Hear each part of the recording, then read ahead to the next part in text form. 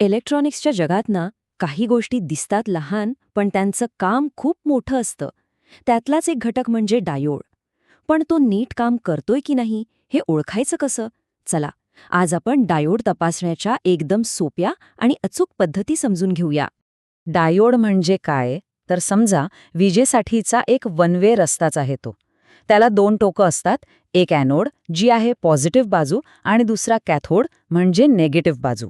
आणि नियम साधा आहे, करंट फक्त ॲनोडकडून कॅथोडकडेच जाऊ शकतो, उलट नाही.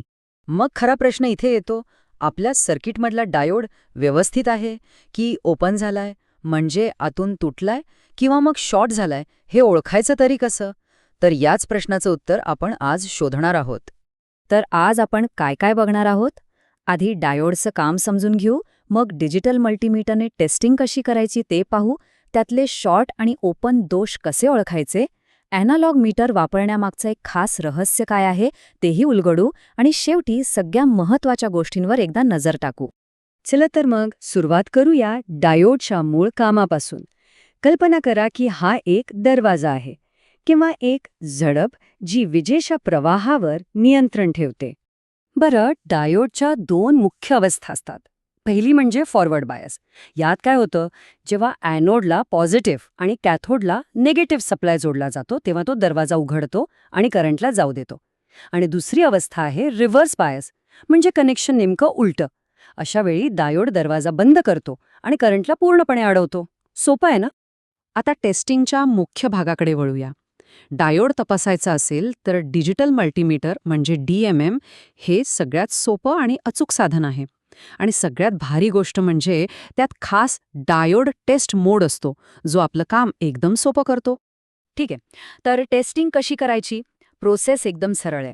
सगळ्यात आधी डायोडला सर्किटमधून बाहेर काढा, म्हणजे रीडिंग अचूक येतं. मग मल्टीमीटरवर जो डायोडचा सिम्बॉल आहे त्यावर नॉब फिरवून तो मोड निवडा. आता तिसरी पायरी, लाल प्रोब ॲनोडला लावा आणि काळा प्रोब कॅथोडला. आणि मीटर काय दाखवतोय ते बघा. झालं? आता फक्त प्रोब्सची अदलाबदला करा आणि पुन्हा एकदा रीडिंग तपासा.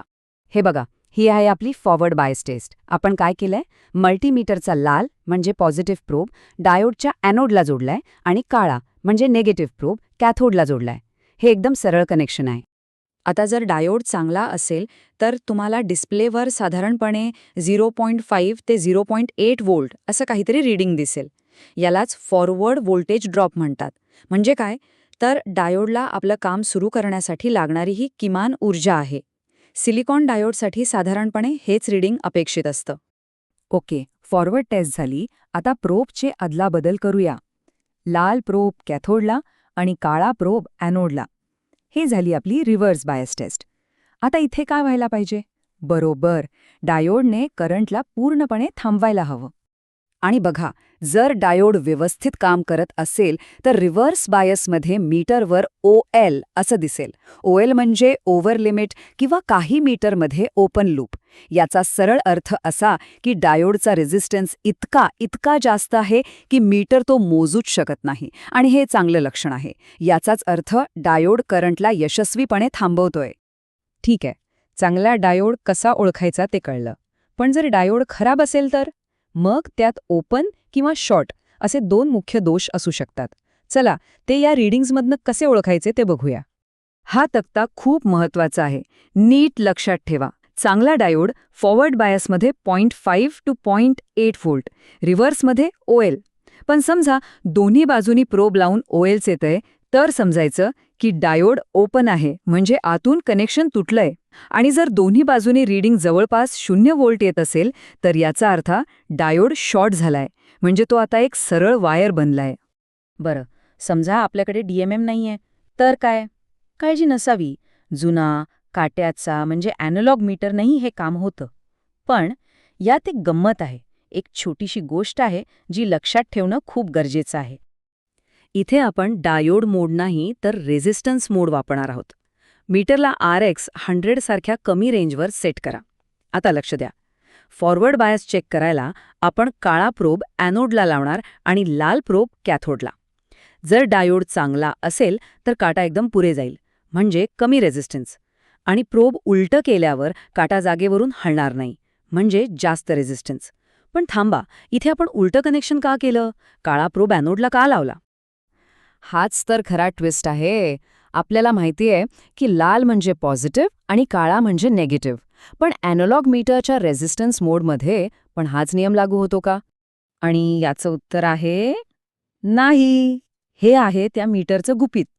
बऱ्याच अॅनालॉग मीटर्समध्ये जेव्हा आपण रेझिस्टन्स मोड निवडतो तेव्हा आतल्या बॅटरीमुळे पोलॅरिटी उलटी होते.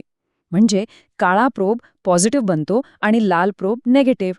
आणि म्हणूनच फॉरवर्ड बायस तपासण्यासाठी आपण काळा प्रोब ॲनोडला जोडतो. ही गोष्ट जर माहिती नसेल तर सगळं कन्फ्युजन होऊ शकतं. चला तर मग पटकन आपण जे काही शिकलो त्या सगळ्या महत्वाच्या मुद्द्यांना एकदा परत आठवूया. तर काय लक्षात ठेवायचं? 1. चांगला डायोड म्हणजे वन वे ट्रॅफिक. 2.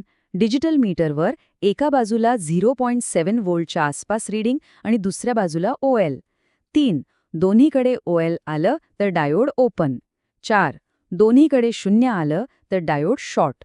आणि सगळ्यात महत्त्वाचं 5. अॅनालॉग मीटरच्या रेझिस्टन्स मोडमध्ये काळा प्रोब पॉझिटिव्ह असतो. हे विसरायचं नाही. सोप्या भाषेत सांगायचं तर डायोड तपासण्याचा हा एकच नियम आहे.